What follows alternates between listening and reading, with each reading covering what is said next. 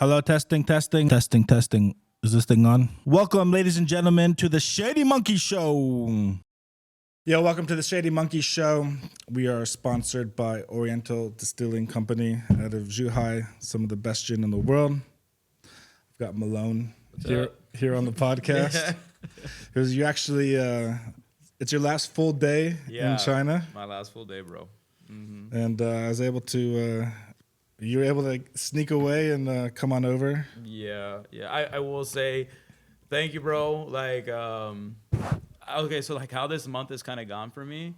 I'm a spiritual person, right? I'm a spiritual person, and it feels like all the places that I've used to visit before, like I would just kind of just randomly end up there for like a work-related thing, or like I have to go pick up something, and I would just look up and I'd be like, wow. I used to spend hours of my life here. Like your old Shenzhen haunts? Yeah, my old Shenzhen haunts, right? And I would just walk this, like a stupid thing. Like, I was at this Walmart, and I was just like, damn. Like, because I work, I was driving by with my boss, right? She was just dropping me off, and I was like, dude, I used to go to this Walmart all the time. I used to buy duck from this Walmart, right? And it's a stupid thing, but it's also like wow. It's a memory. Yeah, it's a crazy, like, little, like, imprinted things, right? And life is, like, again, like, for the last month, life has just been kind of, like, guiding me like on this path, right? And then all of a sudden you're just like, hey, you want to come do a podcast? And for me it's like, wow, so now I get to kind of in a way chronicle my last day here in a really like cool way. So yeah, bro, I'm real thankful for that. Appreciate you. Cheers, dude. Cheers, bro. Cheers. What is this called again? This is the blood orange gin from blood orange gin. Yeah. Delectable. Help yourself. If you want lemon, help yourself. No, dude, this is good shit. Yeah, it's great gin. I'm pouring light today. Okay. Because I had normally I do the podcast on Saturday. It's like not a Monday morning. Not a Monday right. Drinking gin on Monday morning. So like it's that kind of day. Well, it's like you can pour heavy on the podcast, and then once the podcast finished, the work week is over. Right. Now it's just beginning. Now it's just beginning. I got to be like a little bit more, Not me, homie. The party's just begun. I don't have a job anymore. Shit. So fucking cheers to that, dude. I'm unemployed. Yeah, so you've been here like 11 years, yeah? 11 years. So I think I'm like 1 year more. At a certain point, I just lose track of the time. Yeah, me too. But I always know like I can calculate based on how old my son is. Yeah. Yeah. So then I can count back like, okay, he was born, 2 years before, after I showed up here. Right. So it's like, okay, I have a similar story to that. Like, I visited one of my students' moms, right? I used to teach English, like, primarily, right? And just mainly do drama now. But I was doing, teaching gigs, it's easy money. And then she's like, I was teaching her son when he was, like, maybe, like, 3 or 4. And she's like, oh, he's 13 years old now. And I was like, what the fuck? Wow. Yeah. Mm-hmm. That, for me, was mind-blowing. Because it's like, where did time go? Because I don't feel any different, but like I can see like all of these little kids that I was taking care of. Like really, it's weird, bro. Like being an English teacher in a lot of ways, or even being a homeroom teacher, because it's like you have these little ones, right? And then like they're like your best friends for the span of a year, maybe a year and a half, and then they just disappear, right? But then you forget about them, and you just time just keeps going by. You have a new batch you got to remember. Yeah, a new batch that you have to remember. But all of a sudden, like you just get hit with like one of them will walk up to you and he's like, look, he's got fucking facial hair. He's like a little man. Yeah, he's like a little man now, and it's just like I was like, what the hell? Like I remember when you were like shitting your pants. Like it's a little bit of a mind fuck, bro. It's a little bit of a mind fuck, And I've been experiencing that a lot lately. A lot of that, and. So yeah, dude. So like, talk a little bit about like you. Let's do it. Okay. He said he's talked about it.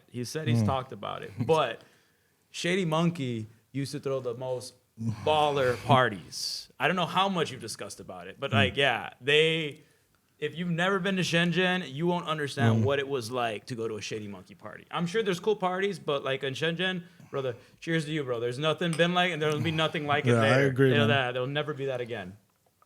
Those are the best times, dude. Yeah, bro. And like, I heard a story. I don't know if it's true or not, because in the Halloween parties, I used to always like want to make the entrance, like a haunted house, where like you wanted to. For me, it's just like I want to not just make a party, because anybody can make a party and put up a DJ and play some music, right? But I want it to be a full experience, So like having like the entrance kind of be like a multiple room haunted house was always like something that like I felt like the party needed, right? And it makes a statement for when the guests arrive, right? Yeah, you show up for sure. So you were actually like on the scare crew of the last Halloween party that we did. The best Halloween party. And I heard, I don't know if it's true or not, but I heard that you made someone like piss their pants by like how scary. Really? I know I scared the hell out of some people. I really did. Like the look of terror in some people's faces, dude. Yeah, it was crazy because like I've been terrified at Halloween at haunted houses before. Like we went back, in the U.S. Right? We've got those everywhere. are great. Yeah, they're like awesome. they're like huge and like almost like a movie set. And they're so elaborate. Yeah, they're freaking awesome. Yeah, they're freaking awesome. But like, I just remember. Being on the opposite end of that, usually you're the one getting scared, right? But like knowing that, like watching the whole process, how it was created, like putting up the decorations, like putting on the makeup, but then to see like the absolute terror in people's eyes and just know like, yeah, this is just all the fabrication. It's all the fabrication, right? But it was still, bro, man. Again, like I'm gonna cheers you all day, dude. That was the best time in my life, bro. Yeah, and especially like that last one, right, where. It's like you're in this 5-star, super fancy hotel, and you go up this like the elevator to the party floor, and you walk out and it's just like pitch black. I think we had like, I'm not sure if I think we had like a smoke machine in there. Yeah, and strobe lights. Machines. Yeah, yeah. You lent me your sword. You lent me your sword. Yeah, like I was like, bro, let me have your sword, and you're like, no, I remember. It's part of my costume. Yeah, it's like, nah, dude, you're like, come on, man. I was like, come on, Shady, just let me have your sword. You're like, okay. Right. And you know what? I'm glad you did because I scared the hell out of. It was like people. a hook, right? No. It was like this big like butcher knife. Oh, okay. Yeah, I remember you were wearing like it was like the a butcher. Yeah, you had the butcher costume. So like a big cleaver. Yeah, it was a cleaver. It was right. No, it was like it was kind of like this like curve. It looked more like a kitchen knife. It was like this curved thing. Yeah, this curved thing. Because I remember there's a tip on it. I remember that. Yeah. But yeah, bro. No, those are awesome parties. Wet Ink. I think Wet Ink. For me, Wet Ink those were the fun ones where it's just sexy ladies everywhere. Right. Yeah, dude. Wet Ink was great. Well, we had a good collaboration with. It was kind of like the best partner if you want to make a pool party. Is like the most famous tattoo studio run by 2 beautiful women. Oh, word, is that what that was? Well, yeah, the Lotus Ink. They're a tattoo studio. I saw the collab, but I had no idea who the people were. I was just so I was like, I think in my opinion, like they're probably like most expensive tattoo artist in Shenzhen. Yeah, probably the most famous internationally because they're always traveling around to like tattoo conventions and tattooing people all around the world. So it was like a perfect collaboration. Yeah. Pool party, right? Skin, tattoos. Dude, I remember you had grab bags with earphones. Skull candy earphones. I remember there was also like the fake tattoos. Yeah, dude, that party was really wicked, bro. Yeah. And as again, it's like I want to create. It's not just having a party, but it's like theatrics. And details, right? Like you get this cool grab bag. Like where else are you gonna get like headphones and a bunch of other cool shit. Inside the bag. 100%. I remember thinking like when I got that grab bag, I was like, I just came here for a pool party, and I was like, that stuff was useful, like earphones, all that stuff. Yeah, it's like. I think I still have somewhere tucked away those skull candies somewhere in my apartment. Right. There's tucked away somewhere, right? But like, yeah, dude. Nah, bro, like, okay, I would say for my beginning in Shenzhen, your parties were definitely a big part of like my enjoyment of the nightlife. Well, I appreciate that, dude. Yeah, brother, cheers, man. Like, anytime you are having a party, I think I must have went to like 5 of them. I went to like 4 or 5 of them. You know, I don't know. I can't remember how many you ran because you were always running one like every 3 months. It felt like. Yeah, it was like 2. We tried to do 2 months, but sometimes it would run 3 months depending on the season. Mm-hmm. I didn't want to do it too often. Mm-hmm. Like the whole is like get people hungry for it, and then you know you're gonna have a banger. Mm-hmm. Yeah, but also too is like I like to we made a lot of like social media content in between the parties just to keep people, you know, like we made like the Baijiu parody video. It's all I'm in love with the Baijiu. Yeah. You know, like people took that serious, but it was just like because everyone was doing like I'm in love with the cocoa, right? Yeah, I remember that one. It was like I'm in love with the Cocoa Puffs. Yeah, you know, like so many people were just like doing these parodies, and we're like, fuck, we should just do. I'm in love with the Baijiu. We should do that. We're in China. Like I'm in love with the Baijiu. So it was like when we made this music video, and it was like super like low budget music video. We just like got a bunch of empty Baijiu bottles from somewhere, and then it was like Skiz like tiny like studio apartment where we just like crammed in. Like the video had like no like special effects or anything that would like you know music video style, you know. But it fucking it popped off, you know, like people were like writing stories about it all over fucking China. These, you know, like Shenzhen or like Shanghai and Beijing were like, oh, these boys in Shenzhen straight up released this fucking parody. I just remember catching that one in your group, and I remember enjoying that one. And didn't you guys sing it at a party? Yeah, we always, I remember hearing that one at a party. I remember hearing that one at a party. But and I used to like get like friends who would go to other clubs in China. They would like send me like voice messages on WeChat and be like, dude, they're playing your song in the fucking club, you know, like I'm in love with the Baijiu, you know, in some random club, you know. Dude, man, I would say like, bro, you had a really cool effect on Shenzhen. Yeah, you well, did, man. I mean, it's like also Mambos, like. You know what? Like, we don't hang out a bunch, but, like, you've kind of always had this, like, background effect in my life. Because I used to stand up. I used to stand up at Mambos all the time. I used to go to your parties all the time, you know? So, like, you're almost like this mystical figure, like this wizard hanging out in the back of my life, you know? Shit, like, allowing me to express myself as an artist. That's funny, dude. Yeah, the silent patron of my artistic expression. That shit's crazy though, bro. Yeah, man. Like, yeah, Mambo was super cool too. I miss Mambo, bro. Mambo was a good time, you know. Yeah, it was, bro. It was a good time. Unfortunately, with COVID and the situation that happened afterwards, just, you know. Dude, let's talk about. It had to close, you know. Let's talk about the decline of the party scene in China. Let's do that. All right. I think you're almost empty, dude. I finished that. Pour me another. What is it called again? This is the Blood Orange Gin. The Blood Orange Gin, made by who? Oriental Distilling Company. Oriental Distillery Company. You should purchase some. It is. Hey, I'm not gonna lie. This shit's actually pretty good. There's no tonic in there, but help yourself. Not bad. Yeah, dude. Throw a little lemon in there. Dude. It gets better. A little lemon in there. Give it a little splash. All right, so Shady, I'll give my perspective, and then I want you to give me your perspective, because I think the whole shutdown, or like not the shutdown, but necessarily like the crash down of the party scene, affected you way more than it affected me. Like I just lost like fun parties, but I think for you it was almost the end of an era, right? Yeah, it was definitely like emotional, you know, because like. You know, you spend year by year building this brand up, and it wasn't like we ended because our following was less, or the parties were sucky, or like no, they were great, you know. Bro.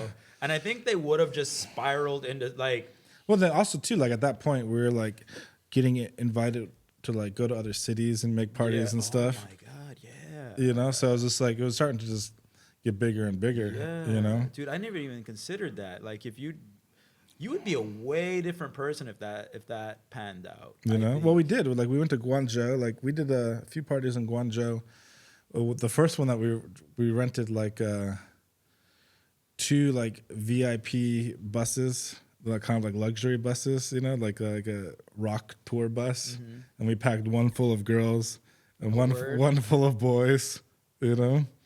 And dude, it was like the blast. Like we had like video games on the TV, like buy a burger, like give everybody food, for the road. We had drinks, so we were just like getting fucked up on this huge party bus on the way to Guangzhou. Made a fucking banging party out there, and then did some bad things on the way back on the party bus. It wasn't on the way back. It wasn't mixed boys and girls anymore. Mm-hmm. I mean, it wasn't separated. Right. I was like, wait a minute. It wasn't mixed boys or girls. I mean, on the way up, it was separated. Right. Then you got it together at the end. Because I just wanted to have like, when I just wanted to experience for the boys, like for our core. I'm with you. Like we just roll up together. We're sober, entering this like epic night, and then, So was that like near the end of the adventure? Yeah, it was like it was part of the third year. Yeah. And so, it's just, like this city, like it's in this country, there's certain tolerances that they have and certain tolerances that they don't have, and you just gotta play by the rules, man. That's just well, also like I understand in one way I kind of like like before like the decline of like that era of the parties, like 2 foreigners died, from like a drug overdose. Okay. One was just here for like a few weeks. One was here for a little longer, right? And that kind of like that probably would set that off. So like and that became like like the family that was of these boys were making like a big scene, in the embassies and on the political side. Wow. So like I didn't know that. So that was like kind of like a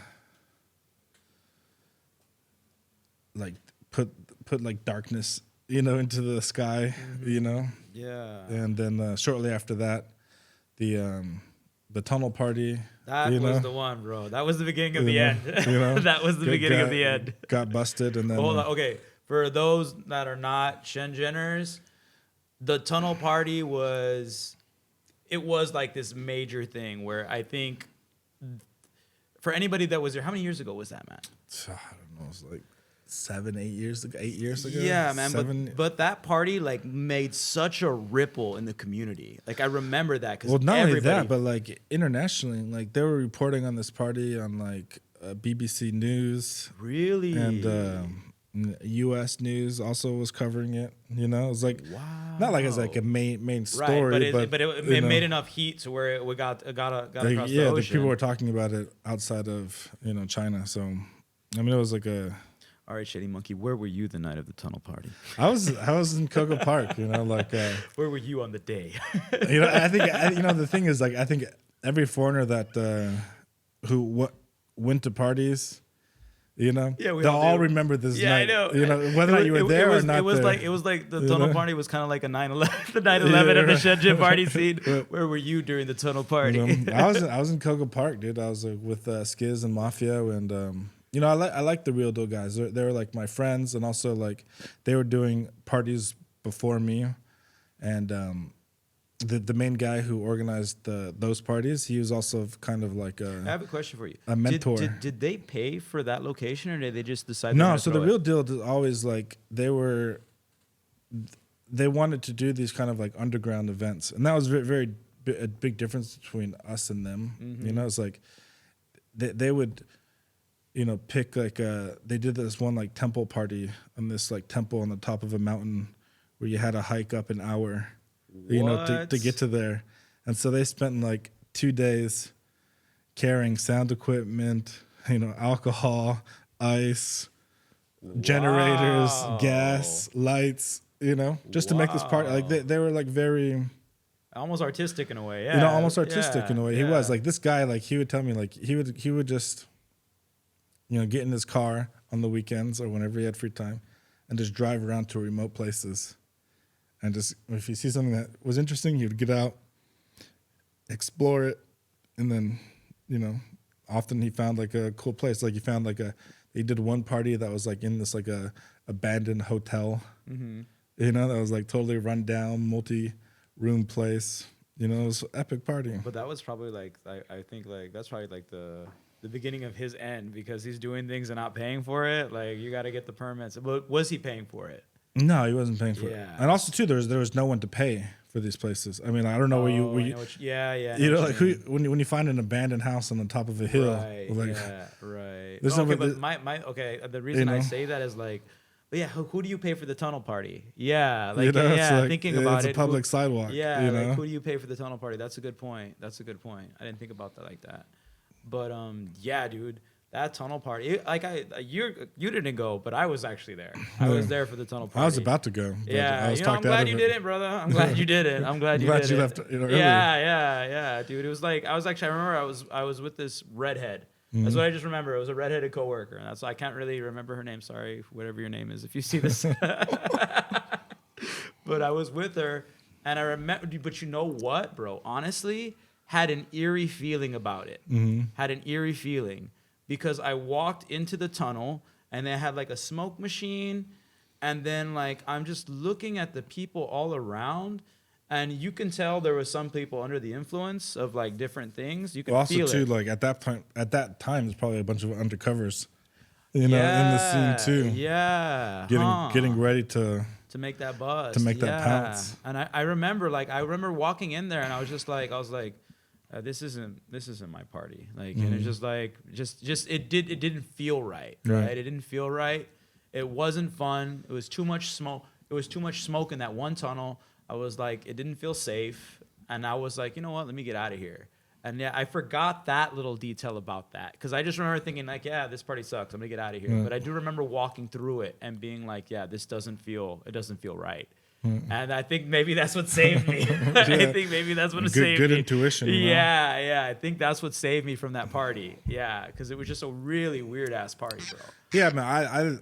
I loved, like, even though it wasn't like my type of music, but the whole vibe of like the real deal. I really loved what they did. You know, like. I mean, like I would say that okay, this is what you did really well.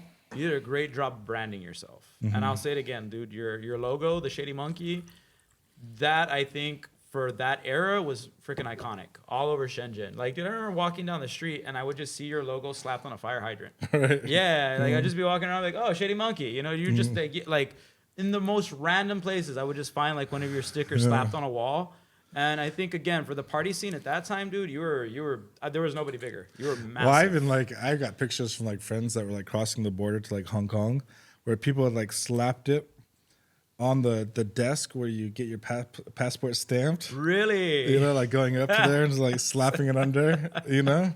And then walking out, and then like you're waiting in line, and you see the Shady Monkey waiting for the because the customs agent to stamp your passport. Like the logo itself looked a little degenerate, you know. It just looked like he was about to like get into some shit, you know. Yeah, it's kind of that's. I wanted to make it cute, but also a little bit menacing. Yeah. You know, a little bit dark. Yeah, you know, it's like monkeys. Like monkeys are always perceived as like very cute. They're not, you know, animals. The real thing. But the actuality, like they're violent. You know. I was actually like that's kind of funny because this was the first time I got really close to a monkey. It was somewhere here in Shenzhen, but you can go out to like Monkey Island. They have all these monkeys living on an island, right? And this was my first time really getting a good look at a monkey, and like it's a free monkey. Yeah, like a free monkey, like monkey. in the wild kind of monkey, right?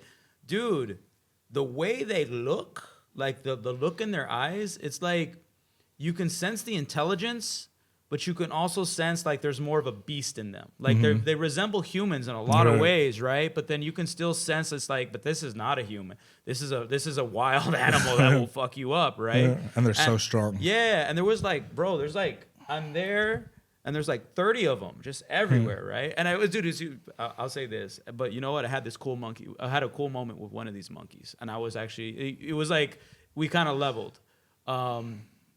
There's these fucking people, they had peanuts, right? They're giving the monkeys peanuts, right? And these people are like, they're just like walking around with one peanut, like, here, do you want it? And it's like, dude, these monkeys eat fucking peanuts all day. They don't give a shit, right? So then like, I was like, I saw these people doing that, and I was like, dude, this is stupid. They're trying to like lure them. They're being cheap. They're being cheap with peanuts, right? So I just saw this one monkey, and I like just took a handful and I just tossed it at it, and then it just kind of like side looked, it looked at me, and then it just like it was like, all right, yeah, dude, I'll fuck with you, you know. And it took one of my peanuts, right? That was what my one moment. I was like, yeah, I get you, monkey. This is stupid. This game is stupid. Yeah, dude. They're nasty. Dude. I hate monkeys. I mean, I love monkeys. I was born. The whole reason why the Shady Monkeys because I was born in the You're Chinese. born in the monkey. I was born in the year of the monkey. Oh, okay. 1980. So like, but I lived in India for a while when I was younger, like 17 to 19. And for a while I was living in this like small little village in India. And there was just wild monkeys everywhere. And these are kind of like the red face monkeys with like the ugly red asses, you know?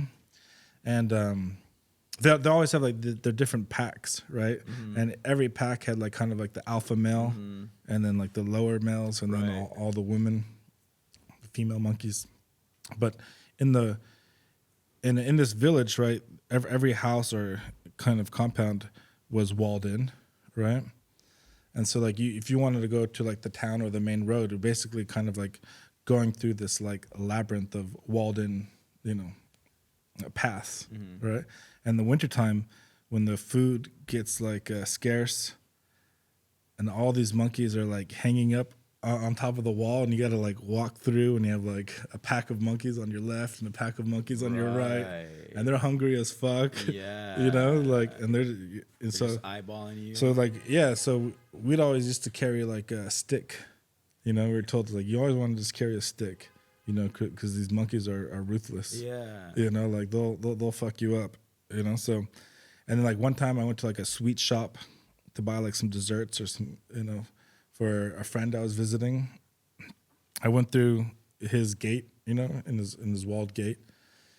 The moment I walked through the gate and I was holding the sweets in my hand, like 5 monkeys just fucking jumped from the wall.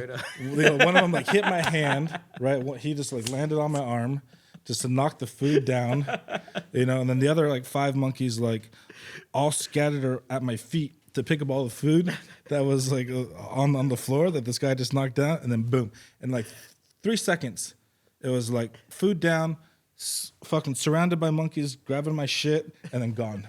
You know, like this is a coordinated strike. You know, you never saw it coming. You know, it was just like holy shit. You know, so monkeys are they're cute. You know.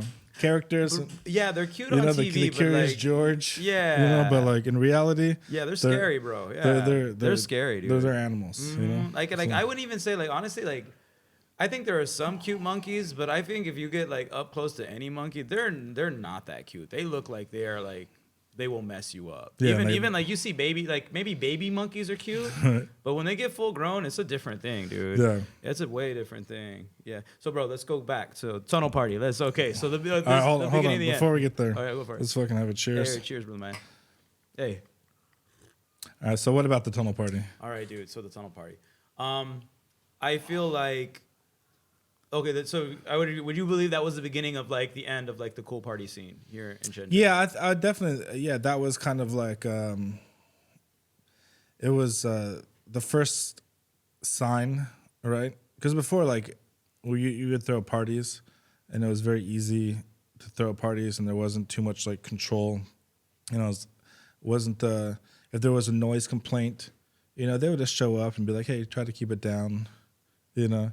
But after that tunnel bust, yeah, things started getting more and more strict and more serious. And two, there's like there's certain even just like on you throw a party, okay, and you have a DJ, you know, or a rapper or whatever, right? he is not legally able to perform at the party because he doesn't have a artist visa.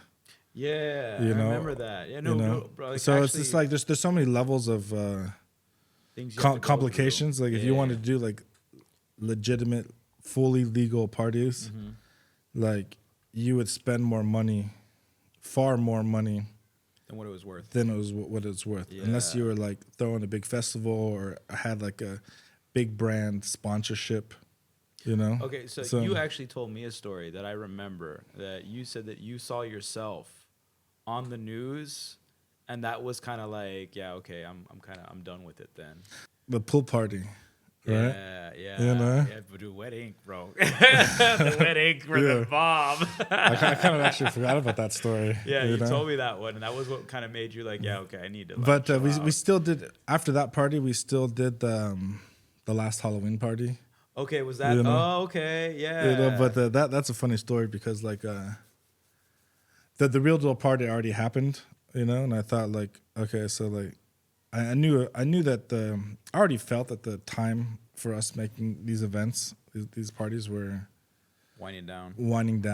You know, and we rented this pool, in, and there was like noise complaints, and it was also a public pool, right? Was that the one? Was like a bridge? It was like Portofino, the really nice one. That was a really cool party. Yeah. That was. I think that was the last one I went to. And we did it. We were there we did it. That was our second year there. So the first year was like great. You know, like we had some noise complaints at the end, and they were just the police were cool, and they would just turn it down. So we turned it down till they told us that, hey, at 9 o'clock, kind of shut it down. You guys can still hang out here. Just turn down the music and keep it chill. So it's cool, right? And we were starting the party at 1 o'clock or 2 o'clock or something. So we already had many hours of party. So to close it by 9 is no problem, right? Mm-hmm.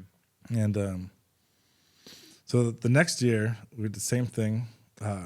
Got some noise complaints. The police told us to shut down. No big deal. I think they told us to close at like 8 o'clock or 8:30 or something like that.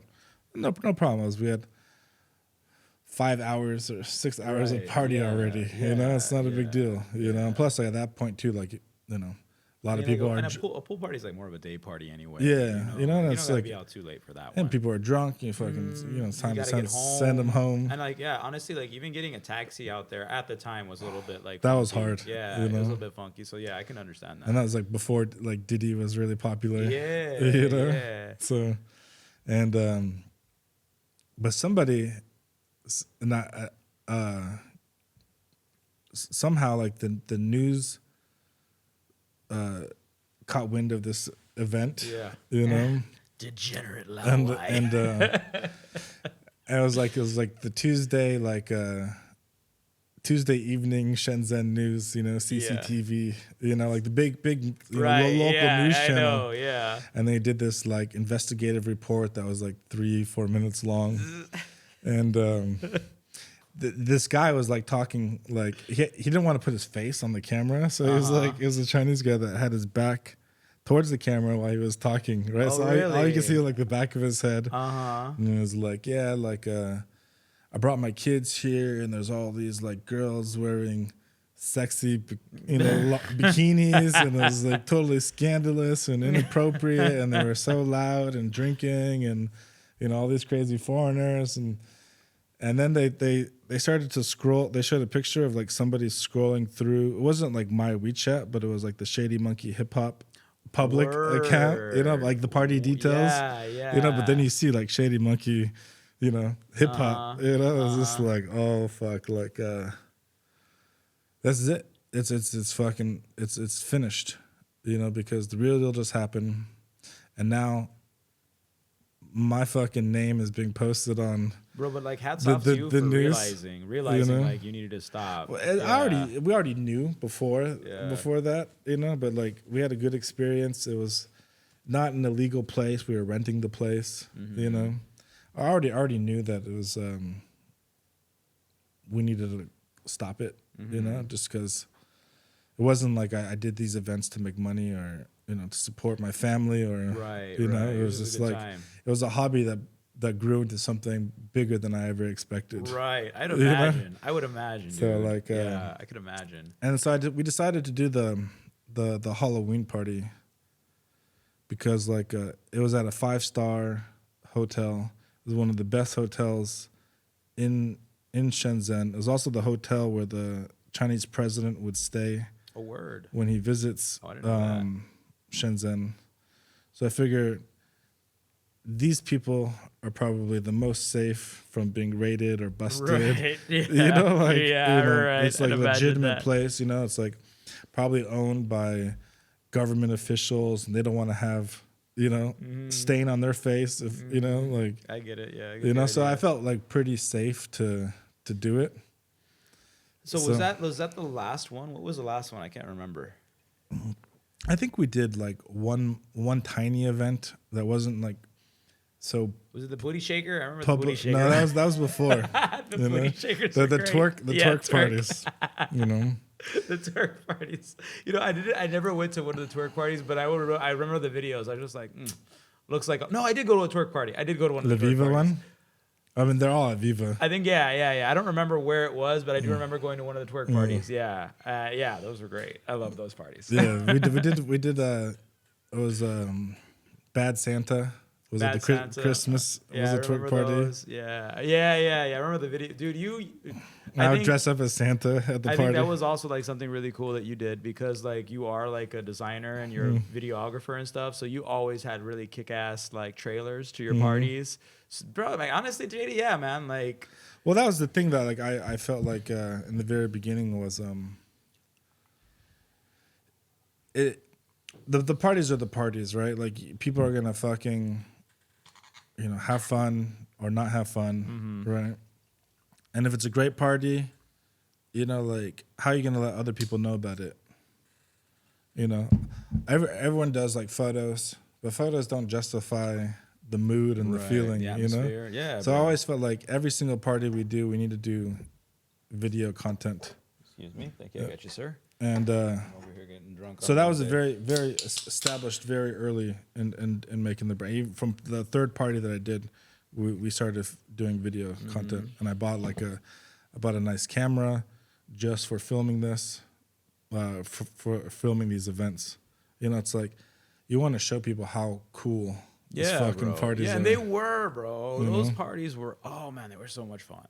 They were so much fun, bro. Like, cheers to you, dude. Like, yeah, hats off. Shady Monkey, you were a fucking huge part of my early Shenzhen experience. I appreciate it. So then, let's go to the next part. What's that? So, when you were kind of coming to the end of Shady Monkey, that's when they started doing the raids. So, like, there was Tunnel Party, and I think you caught wind of it and you're kind of done. But that's when... dude, and it was such a weird thing because it was like almost like I'm gonna compare it to like a fantasy movie because it was almost just like you would hear wind like, oh, did you hear? Like they raided this club, like 10 people got pulled and they got kicked out of China. And then again, like even at my work, just people would start like popping up and disappearing. It was really weird. It was a really weird time in Shenzhen at that point, right? Well, we used to hear about it first, like in Shanghai, like in Beijing. Not so much Beijing, but definitely Shanghai was like the first time I was hearing about like regular raids, and it wasn't just on like targeted to foreigners. I mean, word. Oh, okay. Because the way that I understood it, they were going to like really foreign heavy. No, they're going everywhere. Oh, really? So big KTV clubs, big Chinese clubs. Oh. Like remember like the evening show. It was this kind of like, okay. So it wasn't us they were targeting. No. It was just like, for the clubs and stuff like that. No, they were just doing like a very concerted effort to clean out drugs. Let people know like if you're gonna do illicit things, like there's no policy for it. No tolerance. It wasn't just a message for foreigners. It was also like Chinese. But you can respect it though, and like in another regard, you can respect it. I can respect it. I think people like to like crap on China a lot about like their policies, but at the same time, like I do feel that there's a level of like healthiness to it. Like I'll also say this: like if you go to downtown LA, or any downtown, any major city, in the United States, you just Philadelphia, Seattle, Portland, it's just like Zombieville. Cracked out people. All cracked out people. But here, like, dude, I've seen homeless people, but it's very rare. Yeah. I know there's homeless people, but like I don't see them walking around all over the place.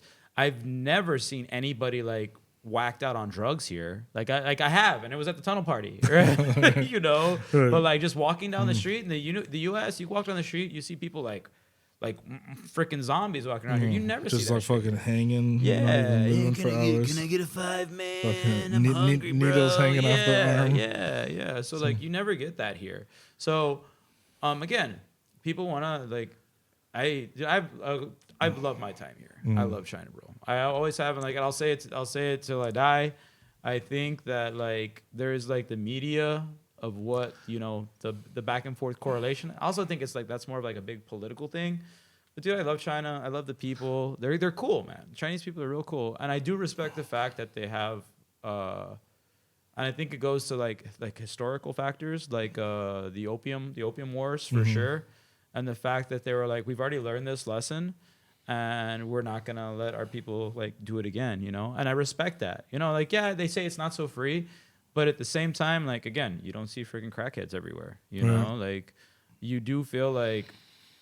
Would you say that there's a little bit more general camaraderie here? I would say like, I've never experienced anything bad or any crime against me, or COVID was pretty rough though, bro. You have to. Okay, well that's a different story. You know, that's a totally different discussion. Yeah. You know, like, you know, there's parts in Los Angeles like I would never go to at night.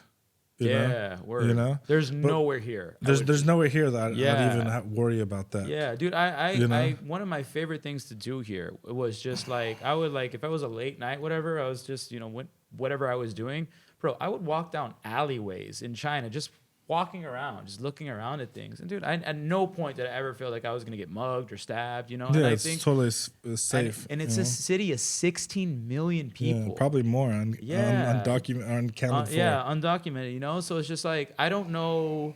I wouldn't even do that in my hometown, and my hometown's relatively safe. You know, so like. Dude, you got to give them credit for that, bro. You got to give them credit for that. They have created a safe environment for their people, you know? And again, on the political stage, people want to fight back and forth and say this and that. But like, once I think if you live here and you get to be amongst them. Oh, it's amazing. I mean, I personally like, I mean, there's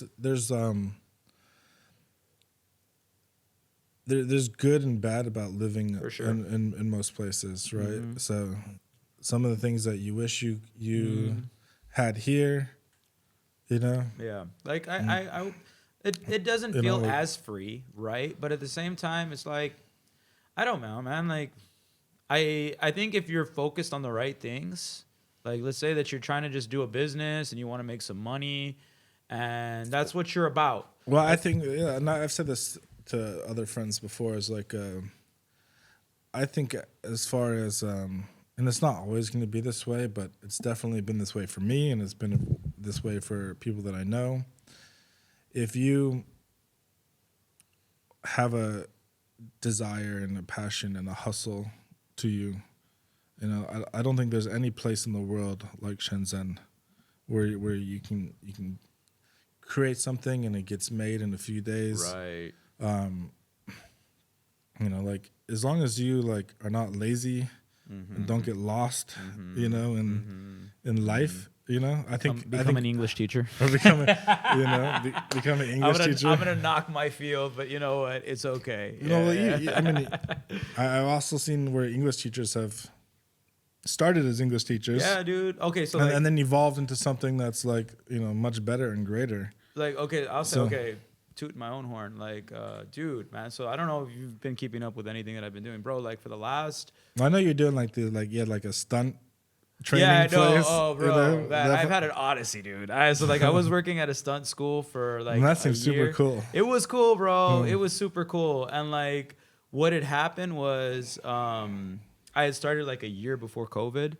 And I was working at this Kung Fu cinema stunt school. Dude, I was learning how to like wire fly. Yeah, I saw the stuff you were doing. Yeah, it was really, really cool. And like I started getting mocap work at 10 cents, you know, like it was like slowly, like games and stuff. Yeah, for video games. I did, you know PUBG? Yeah. Oh, so the Chinese version of PUBG. Yeah. They had like this zombie special event, right? I was all of the zombies in that game. No shit. Yeah, I was the zombies in that game. Dude. Yeah. It was like, so I was like this big Hulk, like, so I did mocap for like this big kind of Hulk kind of guy. And then I did mocap for like this spindly alien guy, right? And then I did a bunch of like weird stuff. They had like a Chinese New Year event come on. So like I did this specific animation where I did a firework and I covered my ears. There's just like a lot of like weird little things, right? But I got to do mocap for Shenzhen while I was working there. That was super cool. But then COVID hit, and that was like, that pulled the plug on that. And dude, I had just started making money. Right. I had just started to just turned the bend. Yeah, I just turned the corner, right? I just turned the corner, and I was just like, okay, like I'm about to make something happen. And then God hit the brakes and was like, COVID. But like, COVID was a blessing because, like, okay, so this is what I hate about making movies. This is what I hate. Trying to get people to coordinate and collaborate and get people, because again, like, I was at the very beginning of it, right? So like I'm having to build, like, so my job at this place was to build the foreign stunt team, right? So I was just getting people. I had maybe 4 or 5 regulars. We were starting to like get some work going, starting to apply. I did extra work on 2 movies. Like I did one extra work on this really, really big movie. I can't remember what it was. It was like some kind of video game movie. I did extra work there. And I was just getting the ball rolling. COVID happened, like destroyed me. But then like that was what I really needed, you know? Because then I sat down and I've been writing this book for like 3 or 4 years, right? I told you like this killing monster book, the ogre? right? Yeah, the ogres. Yeah, dude. Like so a little bit about this book. Like this is actually not the book I wanted to write. Because I started writing the book that I actually wanted to write, and I was like, yeah, I'm not good enough. So like, why don't I write the story of the antagonist of this book that I want to write, right? So I started writing about Cobb, this ogre, and dude, bro, that character has become like, because you know you're a writer, you're in your own mind, and you're sitting there and you're figuring things out, and you're developing this story, right? For this, you know, it's like this. I had imagined in my mind like the main antagonist for this other story was just like this warlike, brutal ogre that, you know, just really powerful. And I imagined him on this kind of dinosaur mount. That's the image that I had in my mind, right? And I was like, okay, so that's what I want. But then like just to go deeper into the writing and then learn about who these characters are and how this world kind of pertains to this other story I'm gonna write, dude, it's been like, yeah. And I did that all through COVID, right? So I finished the first draft of my first book. That was like a real big accomplishment. That was a huge accomplishment. Yeah, dude, 150,000 words. Fuck. 150,000 words, right? So I finished that. And then, dude, on the metro every day, you know, like between works, I just sit there and write on my phone. Finished my second book, 140,000 words. Just writing on the metro, you know? Wow. Yeah, just sitting there with my fucking cell phone. That's how I wrote my second book, right? So right now, I'm like maybe 25% through my third book. And I'm about to release the first one, right? So that's like... Do you have a release date or release time? So this is something that I've kind of... I've just realized because I want to be an independent. Like I don't want to have to try to like suck the dick of these huge freaking publishers, right? I don't want to do it, right? So it's also very hard to find a publisher to take your work. Yeah, you know, and that's the thing too. Yeah. So I'm not even like I might not even have the chance to suck some dick. Right. Yeah, if they give me the chance to suck some dick. So Yeah, most likely you won't. Cheers, you know? yeah, cheers. If they give me the chance to suck some dick.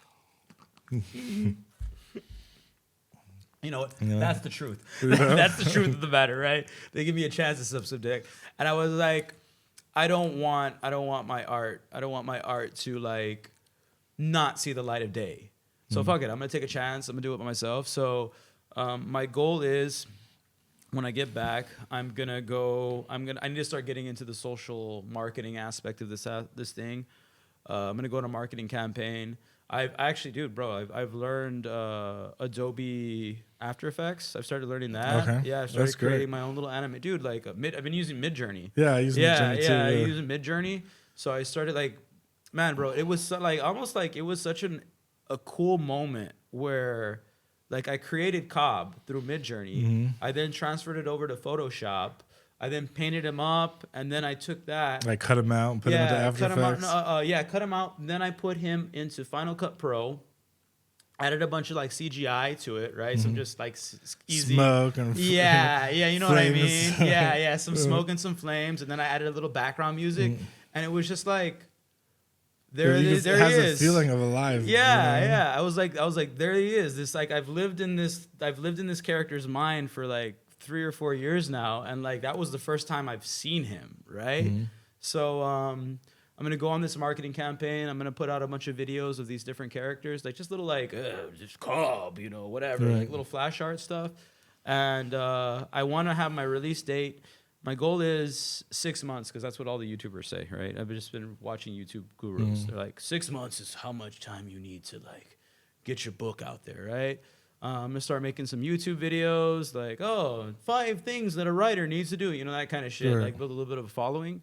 And then once I get that going, I know it's not gonna be immediate. I know it's gonna take some time. Like I know I'm gonna need like 4 or 5 years before like I can just say like this is like you've been doing this shit for 20 years and look at you, bro. Cheers, man. Congratulations, Shady. You're like, again, you're like a fucking closet wizard. You're like a fucking wizard sitting in the background, you know, like a dark warlock. Right. That's what I prefer. With your fucking hood and your goblet. Right. Yeah, dance over there. Dance. Play the music. Yes, you may have stand up at Mambo's.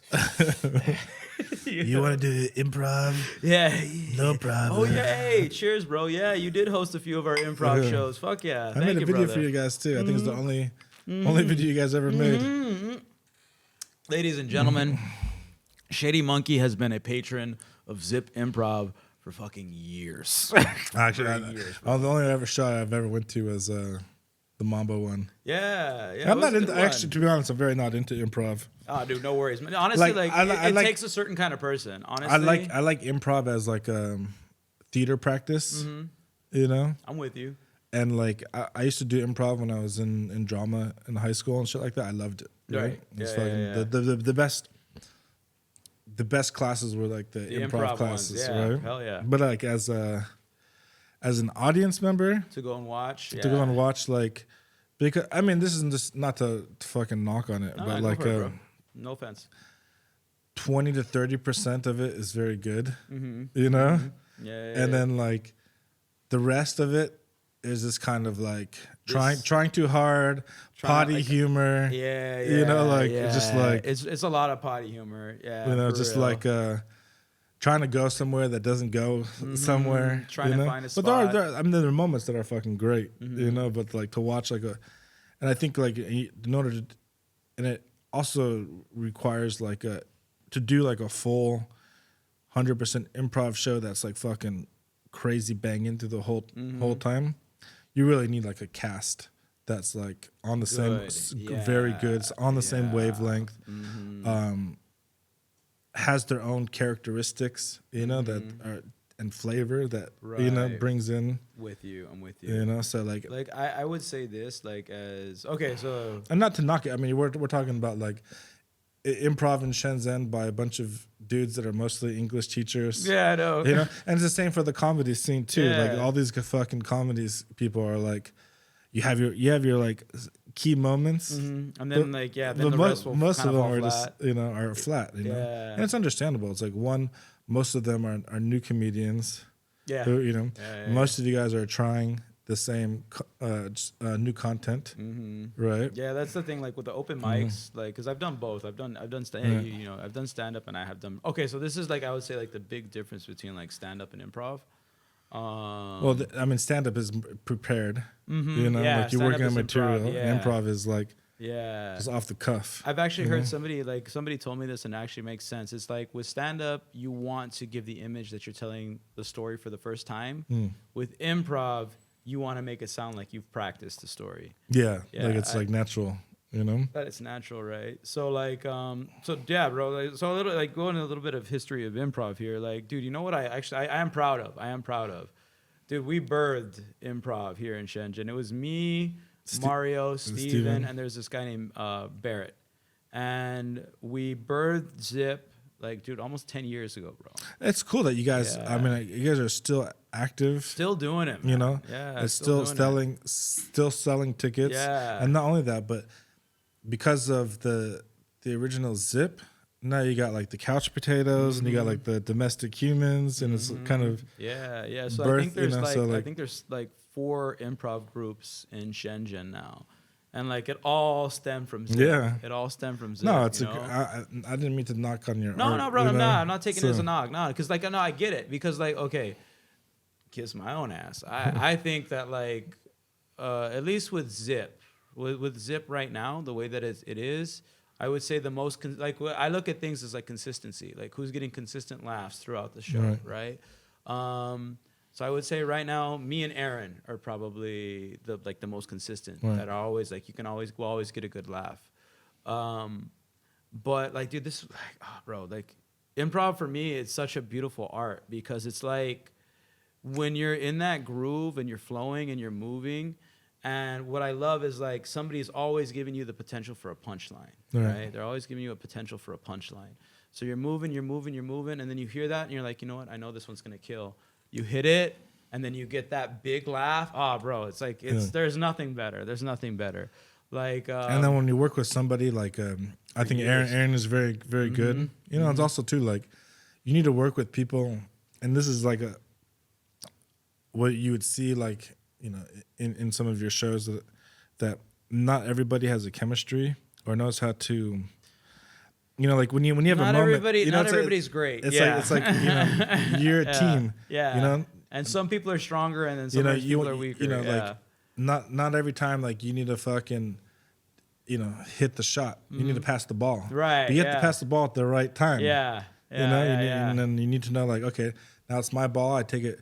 Like I just set you up for this epic moment. Yeah. You know, now you just fucking slam it, and then like you whiffed it. You whiffed it. You know, like you passed the ball to somebody else. It's like fuck, dude. Like you missed that moment. You know, you could have killed it. And it's cool though because like even as like improvers, we know it. We know it. Like sometimes after a show, we'll be like, bro, I was setting you up here and I wanted the story to go here, and like you just totally missed that moment and you took it here, and we're like, oh yeah, I should have done that. You know, but again, like I think that's kind of like the beauty of the art, you know. It really is like you just, man, bro, it's liberating, bro. It's super liberating, you know. You just let yourself go and you don't really think about it. And what I love about improv, and I think I always love about improv, is stop or we keep going? No, you finish what you're saying. Okay, yeah. What I love about improv is it's like once you get like your community of people that like get it and enjoy it, and then on top of that, it's like, you know, it's a rush, bro, because like you step on the stage and like I'll start a show and just be like, yeah, dude, I have no idea what's about to happen. We have no clue what's gonna happen. And you got like, I think our biggest show was like maybe 120 people. We did a Guangzhou show. It was a huge show, like lots of people, right?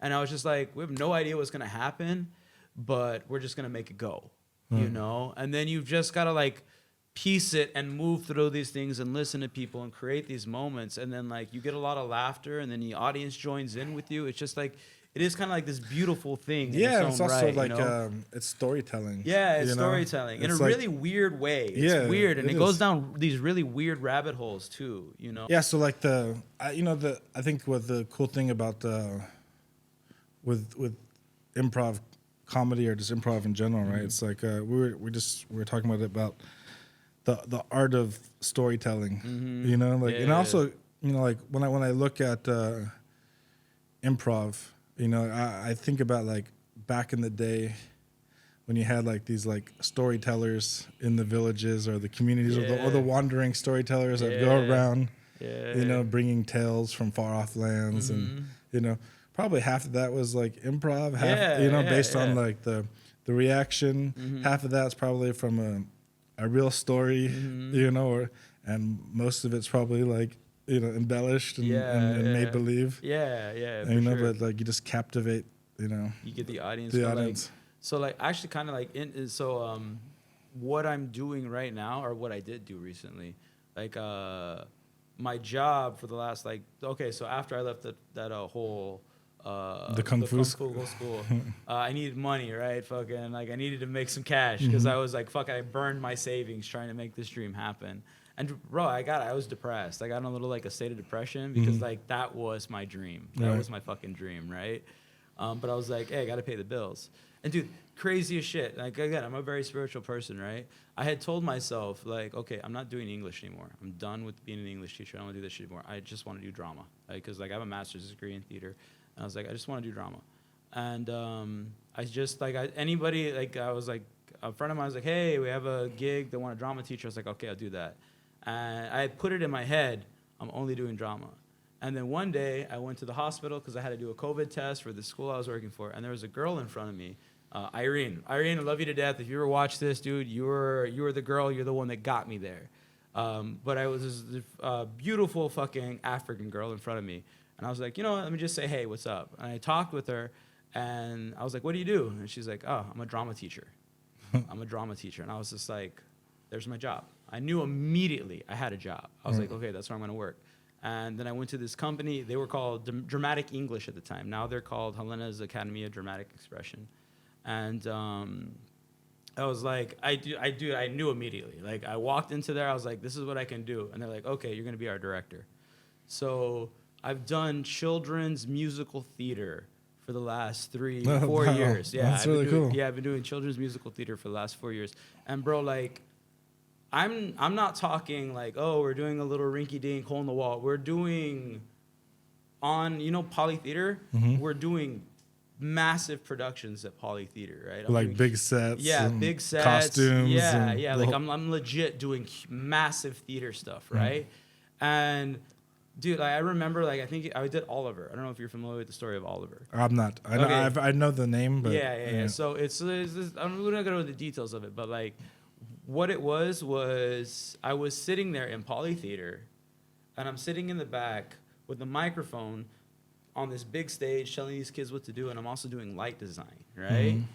And I was thinking, I was like, dude, I know my classmates, the people I graduated with, nobody is doing anything at this level, right? And that's, I think, what China provides you in a way that other countries cannot, Well, it's going back to what I was saying, like Shenzhen's a city of opportunity. Yeah. You just get to do just like wild things here, right? So I'm just directing these massive shows, and I think like I've had these like really like kind of like really captivating moments. For example, like we're doing Peter Pan. And I've got, no offense to the kids, but they're like, the average age of the show was 8 years old. And I love my boss to death for this. But I was like, dude, this is not going to be a great show. It's not. Like, the quality of the actor's not that good. I was like, I also did the Kung Fu school. And I was like, hey, I know people that can do wire Kung Fu. Like, I know these, they call it, I don't know, it's like wuxia or something, whatever they call the wire stuff. And I was like, I got people. You want to make the kids fly? And she's like, yeah, okay, let's make the kids fly. So, dude, I'm doing at Poly Theater. Peter Pan flying? Yeah, Peter Pan with actual real life kids flying. Like this is Broadway level stuff, right? But I'm doing it with children. I'm doing Broadway level productions with kids, right? And actually, like my capstone, I would say this is my capstone to my career here.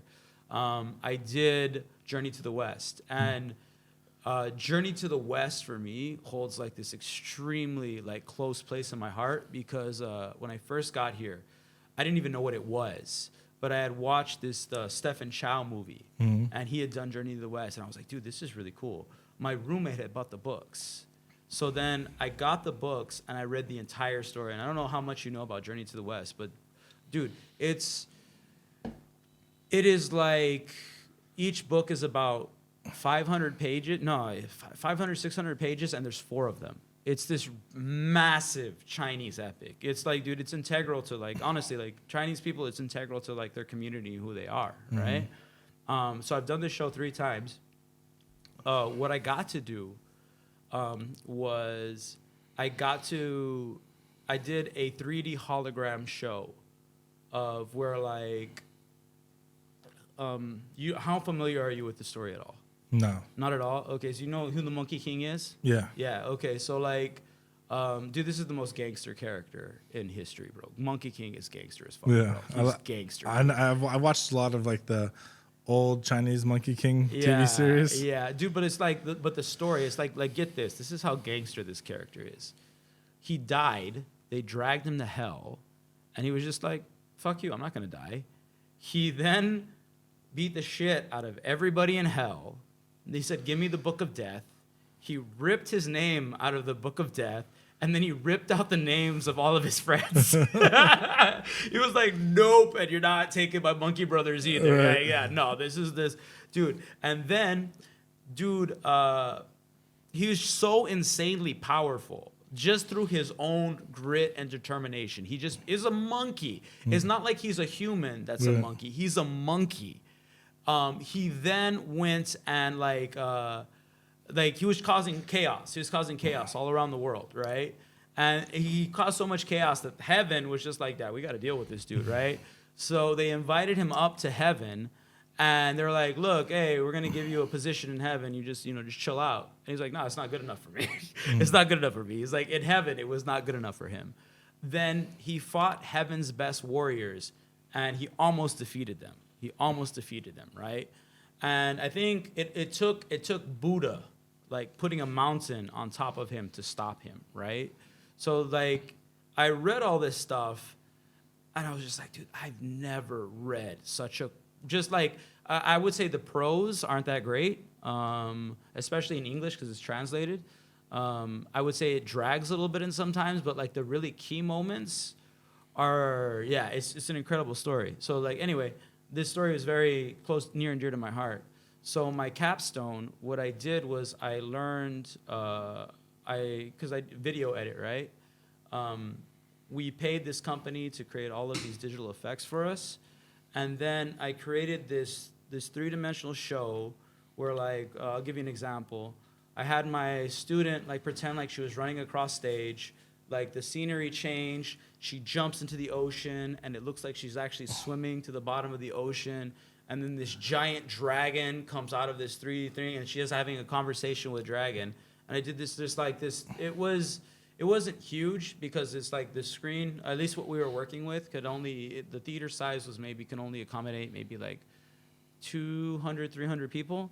But the visuals were just like, and because again, like for me, like I love spectacle. I'm an American, Right. I'm an American. You know how we have like Avengers and all this shit, right? So like, I was like, okay, I'm just going solely on the spectacle. Because again, like, this is gonna sound messed up, and for my students that ever do watch this, like I call it like sprinkling glitter on shit, because it's like you've got these like 11, 12-year-old kids that are doing these shows, and I was like, okay, I know that their acting is not what's gonna carry this show, so I need to make it as visually interesting as possible, right? So I got to do this show with like 3D holograms, all of these magical effects. Like I can give you an example that I like. Probably one of my favorite parts of the show was like there's this character called Bai Gu Jing who is like this like demon, and she can change her form, right? And the only one that can see through this form is the Monkey King because he has like these burning eyes, right? So what he kills this being, right? On stage, she can escape whatever the corpse is of whatever body she inhabits. So like. The Monkey King kills her, and I hit this special effect, and it looks like this ghost comes flying out of her body, and it looked wicked. There was so much trouble with this production. There's so many like things that went wrong. I'm a kung fu guy, right? So I choreographed like 8 kung fu scenes, dancing. I had hip hop music. Again, like I'm biting here a little bit, but Kanye West's Power. I took the beat off of that, and then we reworked it, and we turned it into the Monkey King, hip hop album when he first pops out of his egg. I did like this like pseudo hip hop Monkey King adventure, right? And we took that show to Edinburgh, Edinburgh, Scotland, in the UK. And every year they have this huge festival. You did that with all the kids? The kids. Oh, wow. Yeah, I did it with the kids. That's big. Yeah. So I don't know, you've ever heard of the Fringe Festival? I know the Fringe, yeah. Yeah, so we went to Fringe. We went to Fringe Festival. And dude, the mayor of Scotland came to watch our show. So it was like this really cool like cultural exchange thing, right? And for me, that was like, I think that was the capstone of like my career here in China, because like I went all out. I put in, dude, there was like, okay, so like, I know I'm talking a lot now, but like there's this, so there's this software called QLab. Are you familiar with QLab at all? Okay, so I got these special effects, and then I had to edit a bunch of them in Final Cut Pro because it's easy and I know the software, right? But then, because like all these UK people, they operate on this software called QLab, I then had to learn QLab to like program these digital effects so it'll look cool. So it's like when you want to hit a visual effect, you kind of hit it. Yeah, you hit it and it happens, right? So it's like a program for theater or live productions. And it's kind of like a light board. You know, when you want certain lighting effects to happen, but for video, right? Yeah. So, but like, the software's incredible, actually. But I was strictly using it for sound and the visual effects, right? But what had happened was it was the day before our Shenzhen release, right? Dude, the kids had not even seen the visual effects because we had just, it was a whole process, right? So I would start work at 9 a.m. I was like working on these digital effects. The show was happening 2 weeks, right? Again, I love you, Helena, but you waited too late. Helena waited too late to buy these digital effects. And like I knew that it was gonna have to be me that like, because you got to make sure the timing's right? Like even if they gave you the digital effects, there's still a lot of other work that has to happen afterwards, right? So, bro, I was at 9 a.m. I would wake up, I would go edit these effects on Final Cut till about 12 p.m. Then at 1 to 9 p.m. I'd have rehearsals, right, with the kids, right? So like, I already know what's happening, so I'm already like putting them in positions for how everything is gonna work. It was the day before the show that I finally finished the effects, right? I had finished them on Final Cut. And then the next day, like, the kids just kind of got to see what they were going to look like, and they kind of looked like shit. Because it was like the lighting wasn't right, whatever. It looked terrible, right? And it didn't look terrible, but I was like, I don't even know if this is gonna look good. And I was really worried. I was super worried because like we're about to take this to Edinburgh. The mayor of Edinburgh's gonna come check this out. Like it has to be good, right? So what happens then the next day? It was 9 p.m. I just had the rehearsal with the kids, the final rehearsal before the show, and then I opened up Q Lab for the first time. Bro, it's like what I didn't realize was it was like let's say that you're a video editor, right? So like imagine picking up, I don't know, whatever software you've never touched before and not realizing there's a learning curve. Right. Yeah, so I ended up having to stay up till like 6 a.m. the next morning just figuring out how to work that software. I slept for 2 hours. Then I went and we had our first like full-blown rehearsal at the theater. The kids had not even touched what the show was gonna be. We put up the screen, we project, and thank God it looked good. Thank God it looked good. And then we did the show. It had a bunch of hiccups, but like it was still like, it was like, oh bro, like it was such a fucking cool show. Like I'll give you an example. Like there's and maybe at the midway point, I took a little DMX. I got a little DMX vibe for like Wukong destroying heaven, right? So he's just doing this hip hop and he's just wrecking heaven, right? And this little actress is a girl, because all you get is girls in theater. Like she has her weapon, and like what it is, there's like the palace behind her, and what happens is the planet will then explode and then just crumble into flames, right? And she'd only practiced this once. And she's hitting her rap. She's do. And I'm like, okay, here comes that moment. She turns. She does the spin. Nails it. Everything starts to explode. Bro, it's like an action movie. Everything's exploding behind her. And she's got like this cool pose. Audience goes wild. And like, as the director, that like I created all these moments, like I trained her how to do that. I designed the special effects for me. I was like, nailed it. You know, like, I got it, right? So, yeah, I think that was probably the coolest project that I've worked on here. Yeah, dude. And that was, I did that for the last 4 years. I think I've done, at this point, I've probably done, man, like almost 100 children's shows. I've done so many shows.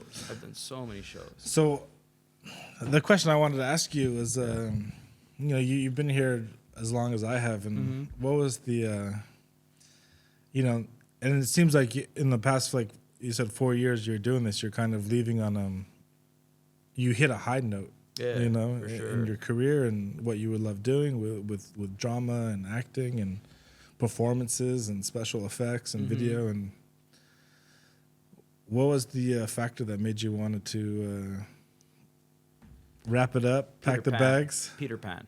And go home? Peter Pan. Peter Pan? That one I was telling you where the kids flew? Yeah. What had happened was... Something bad? Nothing bad happened, but like... I was just like, imagine like Peter dropping. Nah, it was nothing like that. But so like when you've been in the game for as long as I have, and you've been doing this for a while, you realize you're only gonna get so much out of your students. You know, like there's only a certain acting quality that you know you're gonna get out of each kid. And I remember because the age group was so young, and like, bro, okay, I'll put it to you like this. Like, I color my hair. Before I started working at this company, to the end of my career, I got so much white hair.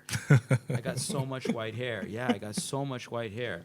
And the reason I got white hair was because, like, I'll give it to you like this, bro. Like, there was a show where I want you to conceptualize this. I did a show with 50 students.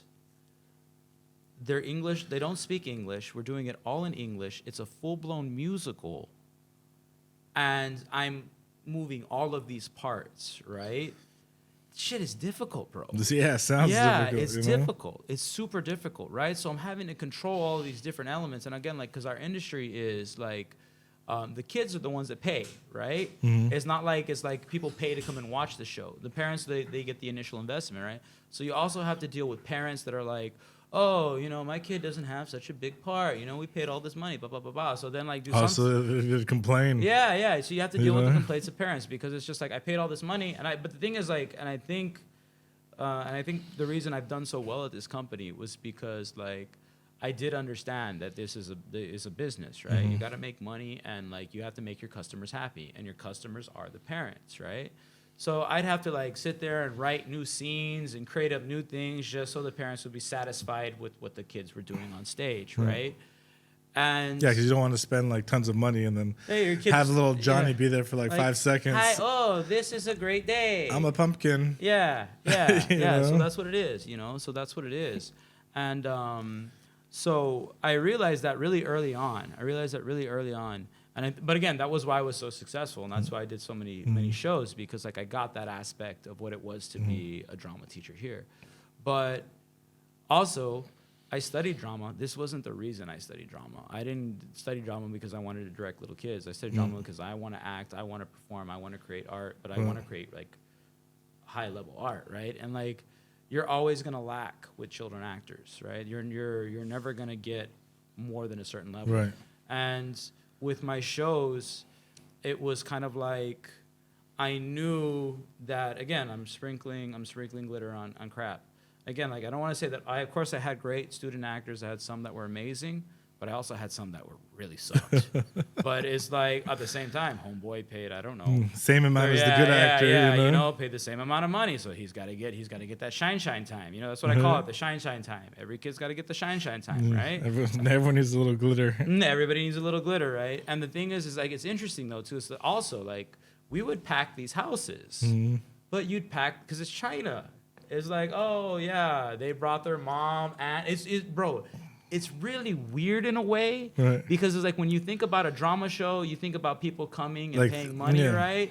But here's like, the money was already paid at the beginning, and then like, this packed house that you're getting is just family members. They buy tickets to see the show? They don't have to. Oh, it's free. All the money was already paid up front, right? All the money was paid up front. Like, yeah, we did sell tickets, but all the money's paid up front, right? So like, we've already made our money. We've already made whatever we need, right? And based on how much we do with the production, what we buy, and then afterwards the remainder is the profit, right? So you still get like full houses, you get lots of people come out, but it's not like these are like paying customers, because we already made the money. There's just people that wanted to come see their kid, or they wanted to see their cousin, or they wanted to see their nephew or classmate, right? So it's the same results. It's the same result, just done in a different way. You know, and I found that like extremely interesting. But like, I don't think you could repeat that process in the United States. You could not do this in the U.S. because it's like, I think we view art differently. Art is just something that you do and you put it out and you express yourself. But here, again, there is a lot of motivation behind it too. Like with China, I feel like, no, you're studying this because you're supposed to learn a skill. Where in America, it's like, you love it, go for it. You know? Majority of the drama kids in high school or whatever, not to say high school, right? Whatever, Are there because they want to be there. You know, I would say like 60, 70 are there because they want to be there. 30% are there because they want an easy class. Yeah. Dude, drama. Oh, So, bro, I love drama in high school. you know. I love drama in high school. It was a great time. Like drama in high school, and I think one of the reasons I loved it so much, it was because you would be in a dark room with a bunch of girls. You'd be in a dark space with a bunch of girls, and like your adult supervision was on the outside, so they had no clue what you were doing back. Yeah, what was going on backstage. So like, dude, I had so much fun doing drama in high school, right? You know, a bunch of horny teenagers. Yeah, dude. So like, going back to what you said before, Peter Pan for me was kind of like the beginning of the end because like one, it was extremely difficult. It was extremely difficult show because the age group was just, it was gnarly, and I realized, like, I was like, okay, well, I think this is as high as this is gonna go. There is no. You already peaked. You traveled internationally with this group. Yeah, you know, and it wasn't even necessarily like the traveling international. Like, I just knew that like the quality level of my shows were never gonna get higher. You know, like at least from an acting perspective. This is my talent pool, and this is always going to be talent pool. This is the level, right? And I'm stressed. I'm really stressed. I've been doing this already. I've been teaching. I've been with children for already like 11 years, right? I've been doing this for a long time. And I was just like, you know what? I think I'm good. I think I've time to close the chapter. Yeah, time to close the chapter. And again, like the reason that I even chose this job was because I couldn't do the kung fu thing, right? So this wasn't even like my original dream, right? It's not even the dream, right? But I got to explore being an artistic director and creating things. Like it's almost like a sandbox. It was like my also sandbox. like I think it enabled you to also to like get a taste again of the thing that you loved. Yeah, that you loved. You know, it's sure. like it wasn't like the perfect sandwich, but like you know, it wasn't like, you know, it wasn't like a beef sandwich, but it was a good peanut butter and jelly, you know, good grilled cheese, good grilled cheese, some quality grilled cheese, and dude, yeah, bro, it's been crazy because it's also like, so I think something with my life, and I've realized about myself, I have a very strong desire just to make people happy. You know, like that's kind of like why I act. That's why I do the things that I do, because I just really enjoy making people feel good about themselves or like feel good when they watch a show, right?